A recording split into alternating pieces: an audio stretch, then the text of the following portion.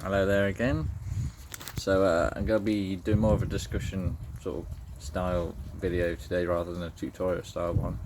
It's raining at the moment. You probably can't see it that well, might be able to hear it. So I'm quite glad I've got this like sheltered area that I can still train in even when the weather's bad.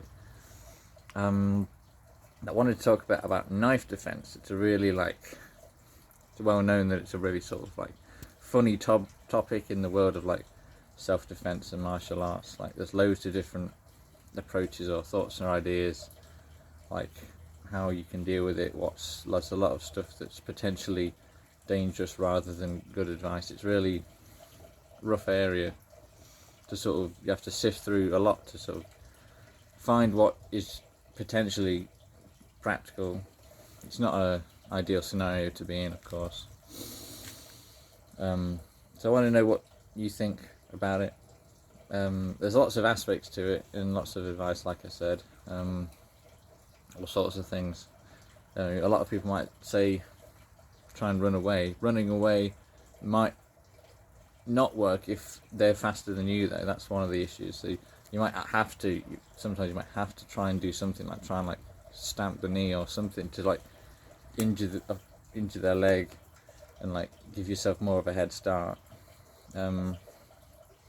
And there's different scenarios as well, because like if someone's showing you the knife, it probably means that they want something from you instead. So another strategy, like having some kind of decoy wallet to throw in an opposite direction and go the other way without even having to like engage with the weapon, might be more valid. Because if someone's actually trying to stab you, they're not going to show you it until they've already hit you with it. You probably won't even realise you've been stabbed until you've already been stabbed about 2 or 3 times, because it'll probably just feel like they've punched you in the stomach. You won't notice, you won't feel the like actual blade go in.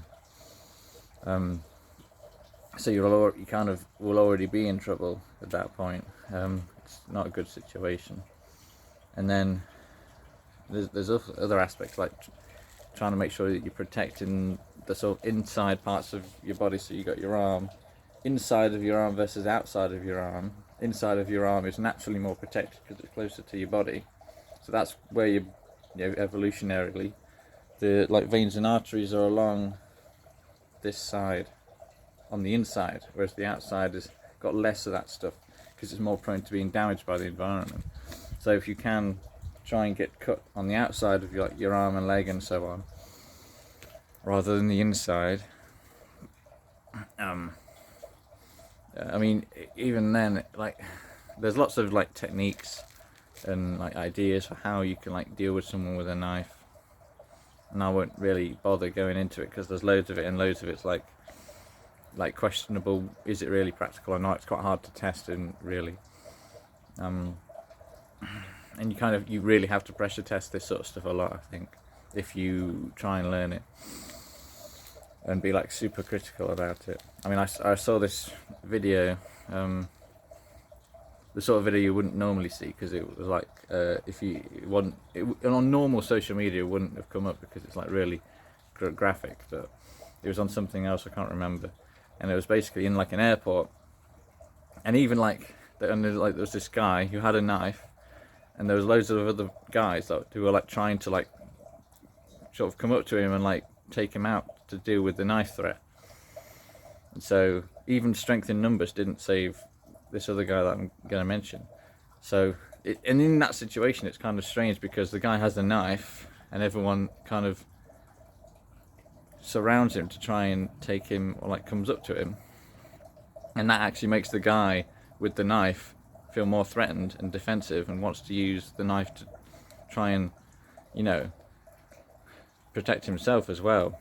Like, the excuse people give for carrying weapons is as protection, because they're afraid of other people with weapons and stuff like that.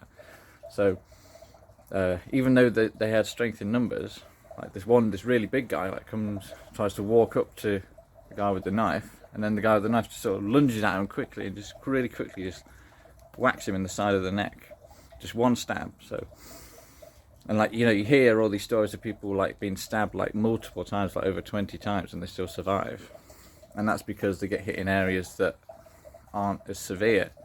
But there are certain places, arteries, on the insides of the body, on the side of the neck, which are like, basically you're dead if you get hit there.